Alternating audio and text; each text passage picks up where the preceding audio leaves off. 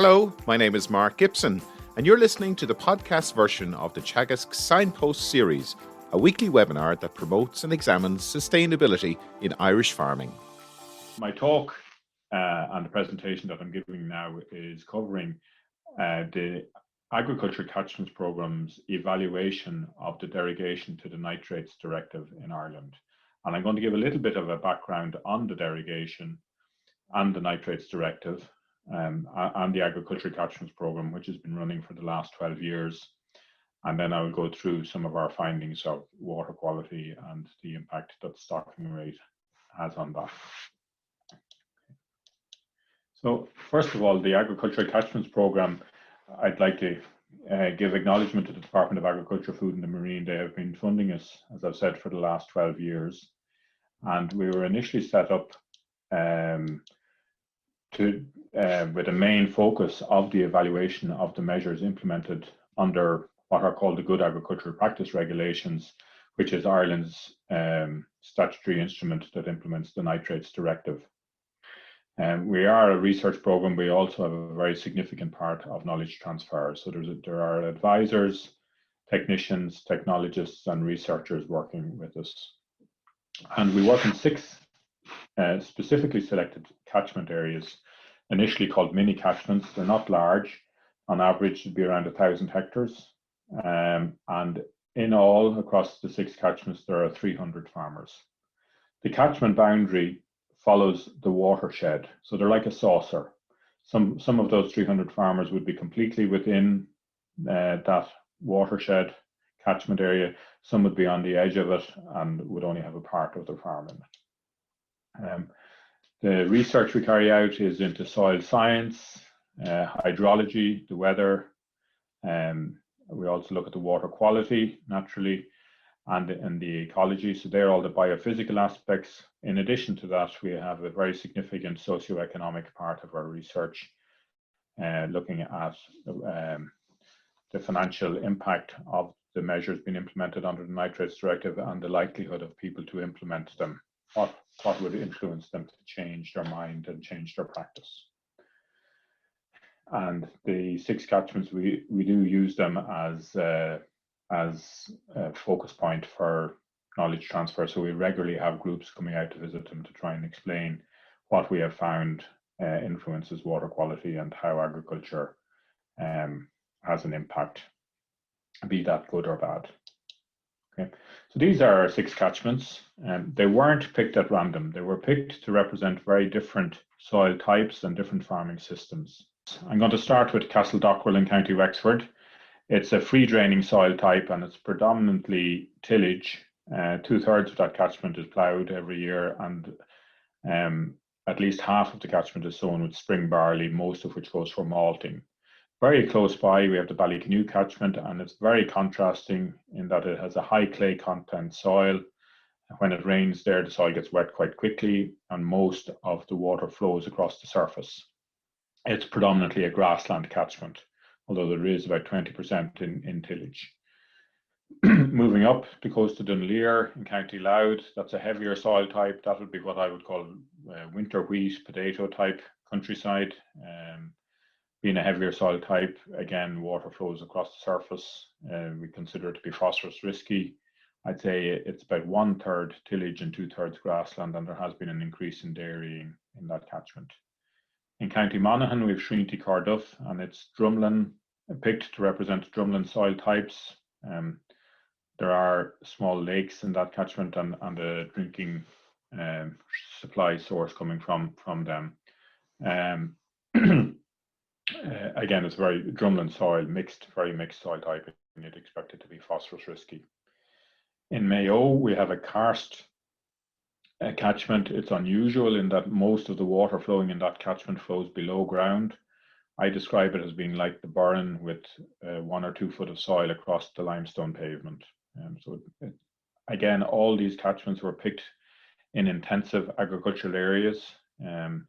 So while we're in the karst area in Craigduff in County Mayo, there still is a significant amount of intensive agriculture taking place. It is good quality, highly productive grassland. Finally, our most intensive catchment is in Timoleague in County Cork. it is predominantly dairying. There are 1 or 2 farms that are non-dairying in it. Typically, there's between 30 and 40 farms in each catchment. And to Malik, most of the farms would be at a stocking rate in excess of the 170 kilogram of nitrogen stocking rate limit under the Nitrates Directive. These were chosen to represent different farming systems as I've gone through, and the different soil types. Initially, our program was established to evaluate the Nitrates Directive, which is a European environmental policy.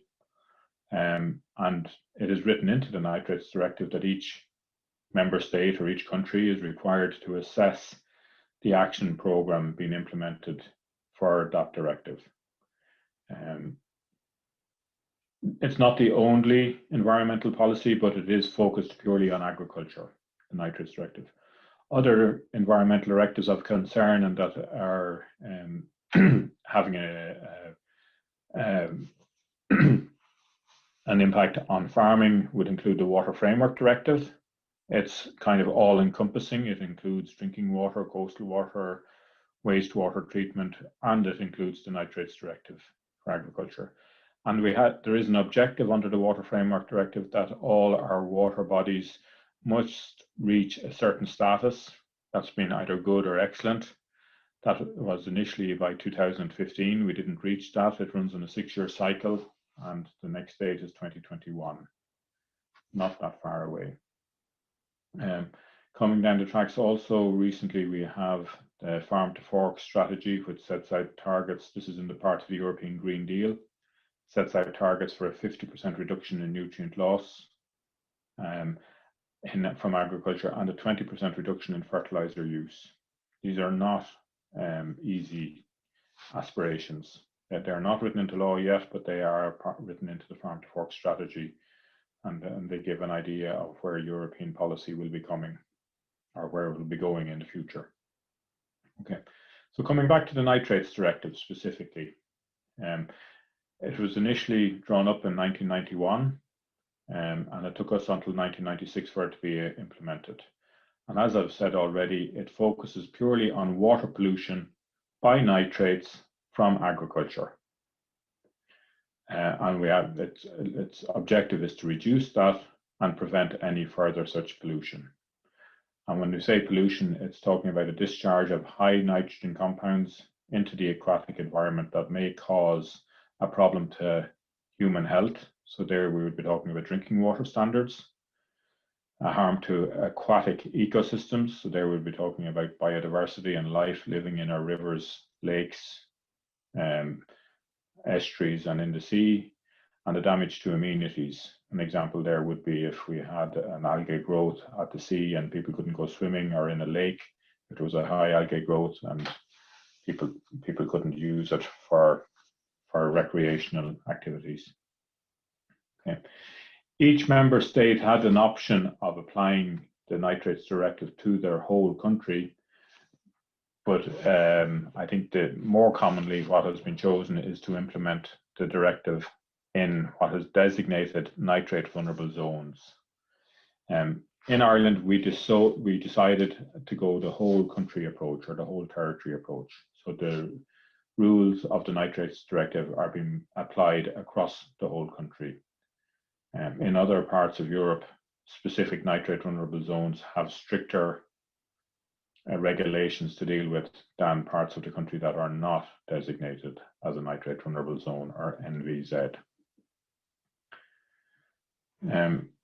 When these nitrate vulnerable zones were being established and under the monitoring of the Nitrates Directive, the things that are looked at would be the drinking water standard, which is 50 milligrams of nitrate per litre, or if you're just measuring the nitrogen, it's a figure of 11.3. Those figures are the same thing. One is just measuring nitrogen, the other is measuring nitrate.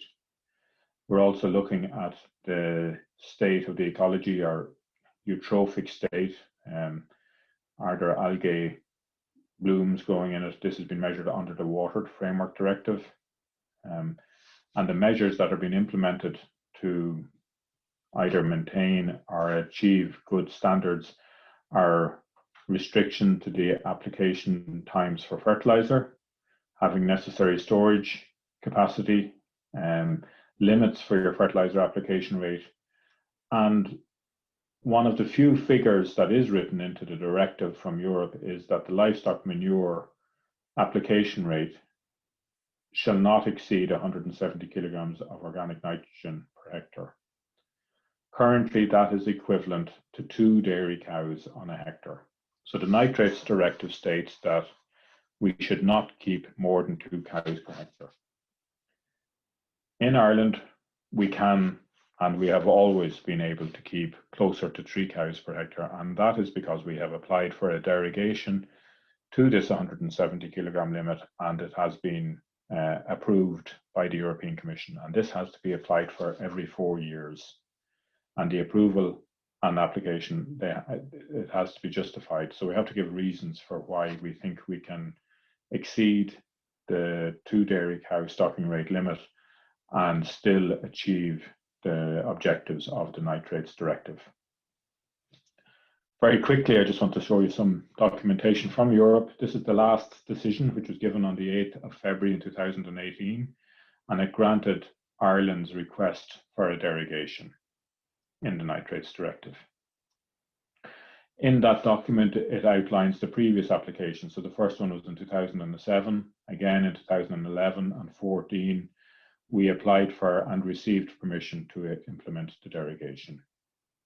Okay, and the type of things that they looked for in that, in that application, we outlined that the water quality previously has been generally good, the drinking water standards were good, and the number of livestock over the previous years was outlined, and the growing season, etc. Things like that go towards backing up Ireland's application for a derogation.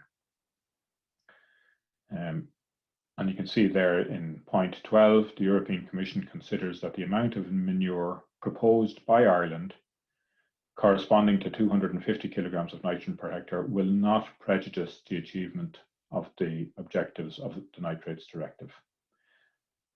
So they granted an extension of the decision that was previously given in December 2017. And it will run until the end of December 2021. So next year, we have to go through the process of applying for a derogation again if we wish to continue. And we have to justify it. And the findings, what I'm going to go through now, are the findings from the Catchments Programme that will go towards that application. I do believe it's getting more difficult each time we apply. One of the reasons is the water report coming from the EPA in recent years during the current derogation approval has shown that the trend in river water quality is actually moving in the wrong direction. So the objectives of the Water Framework Directive are going the wrong way. Agriculture is one of numerous sectors in the economy that can influence this, but unfortunately the trend is going in the wrong direction. The Water Framework Directive requires that all our water bodies are either high or good ecological status. And in the latest report, 53% reached this status, which was a decline. More significantly, the excellent water bodies have constantly been fallen from the original reporting period in 1987 to 1990, and they've fallen by close to 14% since that time. It is very significant to note that in freshwater bodies, be they rivers or lakes, phosphorus is the limiting nutrient. A very small amount of phosphorus in freshwater body can give rise to eutrophication, which will have an impact on the ecology. Sediment also will significantly impact on the ecology in freshwater bodies. Nitrogen is not the limiting nutrient, generally speaking, in freshwater bodies. Nitrogen is of concern when you get to the estuary and into the sea. These are the EPA's catchment maps showing the ecological status, and they have them color coded. Bad being red, high water quality being blue, and sort of a blue, green, yellow, orange, red, progressively getting worse. And you can see there are parts of the country where the water quality is excellent, or by and large is quite good. For example, in Mayo, West Donegal, Kerry, and parts of southwest Cork. In the east coast, you would see a greater proportion of yellow and orange water bodies. This is a similar graph showing the percentage of the water bodies in each river catchment that are in necessary categories. And we would like those pie charts under the Water Framework Directive. They should be either completely blue, well, preferably completely blue, but blue and green, and they should have no yellow, orange, or red included in them. Nitrate behaves very contrastingly to phosphate. And the nitrate concentration map in the water bodies in Ireland, you can see there's a very distinct region in the country. If you go from Dundalk to Skibbereen in West Cork and look at all the water bodies on the east and south of that line, you'll see that's where nitrate is a problem. And in the west and northwest, nitrate is less of a concern. So what I want to go through now is how does nitrate levels found in our water bodies relate to the stocking rate, soil type, how the weather impacts on it, and on the river and estuarine quality. So the EPA have been monitoring for a number of years, and they produced an indicators report in 2018. And this map shows the trend in nitrate levels. And the green dots show a declining trend in nitrate. So in the period for 10 years running up to 2017, in the part of the country where nitrate levels are high, the good news was that the levels were moving in the right direction. Nitrate levels were getting lower. Subsequent to that, a report came out in 2019 covering the period from 2013 to 2018, including 2018. And unfortunately, the trend in nitrate levels had gone in the other direction. There was an increasing trend. And I suppose this gives a mixed message. How come in a period from 2007 to 17, the trend was going in the right direction, and now suddenly it's going in the wrong direction, even though those periods do overlap?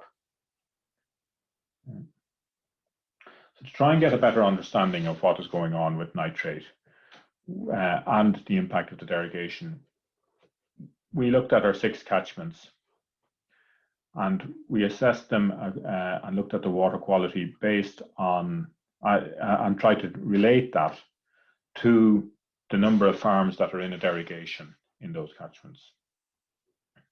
So you can see our Castledockrell catchment is mostly green, so that it is largely a tillage catchment and the stocking rate is quite low in that catchment. It will be the lowest of our 6 catchments, lowest organic loading. Moving to Timoleague, where most of the catchment is stocked at a stocking rate above 170. Does that mean that the nitrate levels will be higher in Timoleague than in Castledockrell with the higher load? Well, just quickly going through the water quality in the 6 catchments.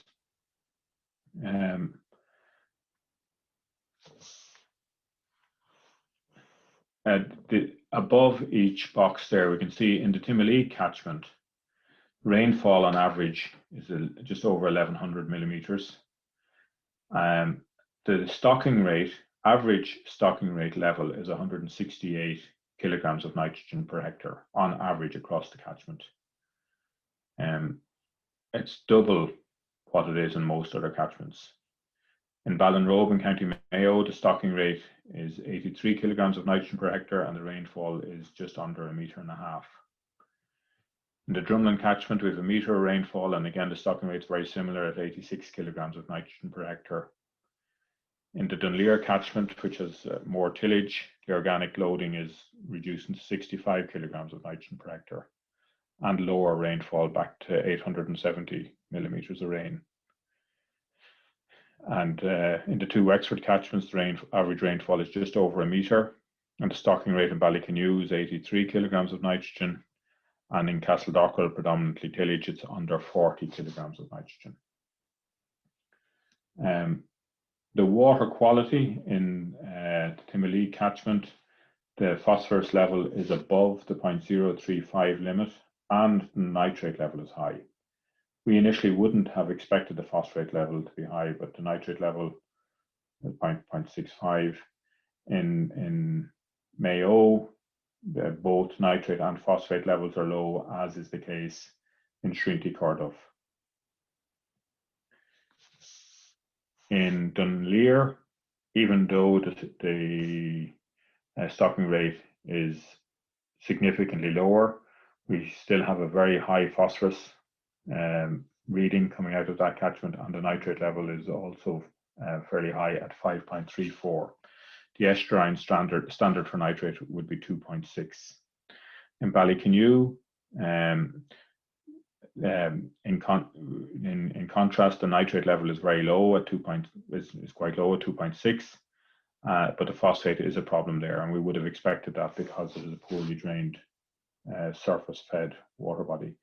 In Castledockrell, the catchment with the lowest organic loading has the highest nitrate level at 7.06. Being a free draining catchment, groundwater fed, the phosphate level is quite low in the water. So why are these differences coming? And we would attain is the soil and drainage and soil type have a very significant impact on what type of water quality we get.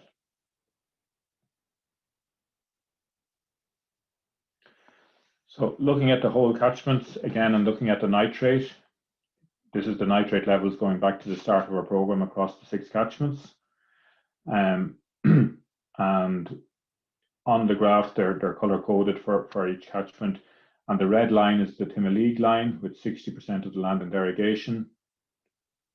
The black line is the Dunleer catchment. Sorry, I beg your pardon. The black line is Castledockrell catchment with 5% of the land over 170.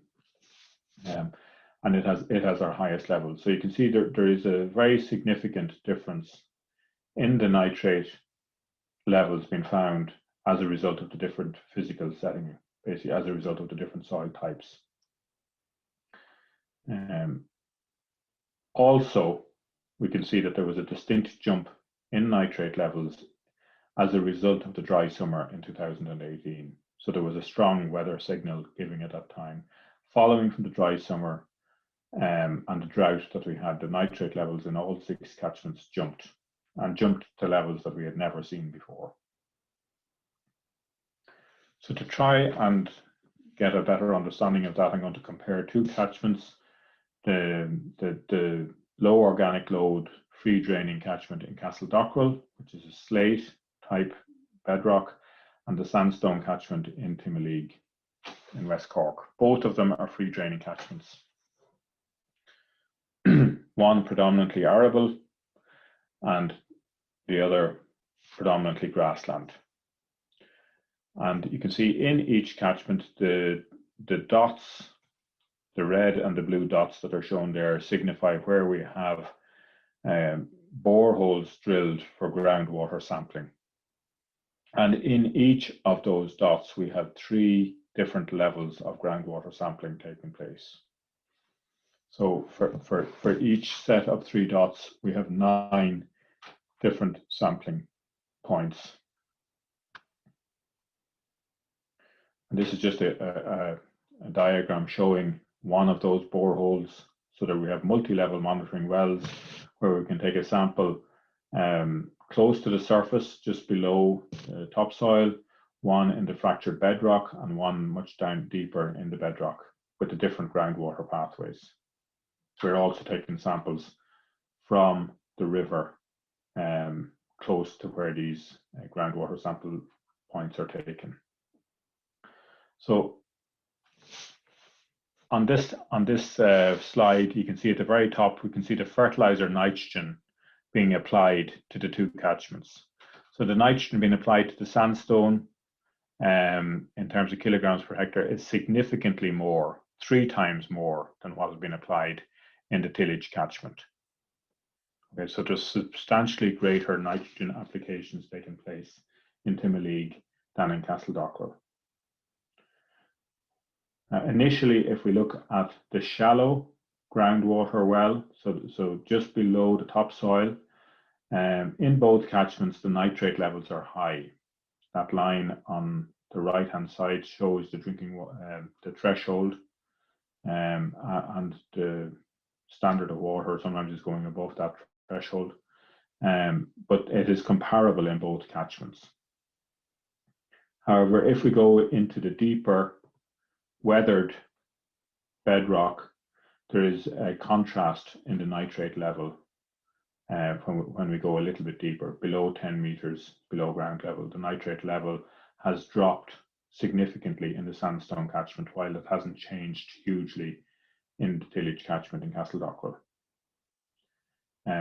The water level in the stream is also significantly lower in the sandstone catchment. So the question really is, why does the slope and resampling, where we have almost 3 times the amount of nitrogen being applied, have half the nitrate level in the stream? It does raise questions, and you would think it doesn't make sense. And the reason is there are a lot of factors that influence the amount of nitrate that end up in the stream, that impact on it from the time it is released or applied to the soil to when it actually ends up in the stream. Nitrate can be applied either out of the back end of the animal, it can come from fertilizer that's been spread, or it can be released from organic matter in the field itself. In any event, nitrate is released. It could be fixed by clover, it could be natural deposition, and it falls in the soil. If you have a free draining soil type, you have plenty of air there, but at certain times of the year, the soil can become waterlogged, and there could be heavier soil types that the water flows through before it gets to the stream. And if you get into anaerobic conditions, there are bacteria that will remove nitrogen gas out of the nitrate and release it into the atmosphere, and also a small portion of nitrous oxide. So if you have these anaerobic conditions, or conditions with no air, you will have denitrifying taking place, and it'll lower the amount of nitrate that ends up in the water. As I mentioned, we have a variety of soil types. Everyone knows within a farm, even within a field, you can have a variety of soil types. In the Timoleague catchment, there is a greater capacity to remove nitrogen than there is in the Castledockrell catchment. There is a greater proportion of heavier soils that the water flows through before it ends up in the stream. And this encourages a process which will take the nitrate out of the groundwater along the pathway below the rooting zone before it reaches the stream. And as a result, there are cases, not everywhere, but there are plenty of cases and examples where there is a poor link between the nitrogen leaving the root zone in comparison to what ends up in the stream. Also, across the years, this is work that has come from Owen McAleer, a PhD student that has done his studies within the Catchments Programme, and the previous slides also were from Owen. I have to acknowledge and thank Owen for his assistance with this. But here we're comparing the nitrate levels in his work. He went up to 2014, looking at the stocking rate. And in Timoleague, there was an increasing stocking rate. In Castledockrell, the organic loading remained pretty constant. So 60% of the land was in derogation, and that is increasing in Timoleague. In Castledockrell, it's steady, it's the same. The nitrate levels in the water body up to 2016, by and large, remained unchanged. If anything, they were falling in Timoleague. And in Castledockrell, there was a significant upward trend in nitrate levels, even though there was no change in the nitrogen loading. And Per Eric Melander and Owen have looked at this and compared it, and the increasing trend in nitrate levels in Castledockrell is very much tied in with changes in our weather pattern since that over that period in time. So to try and look at a single soil type, we have broken our catchments down into smaller sub-catchments that would have comparable soil types among them.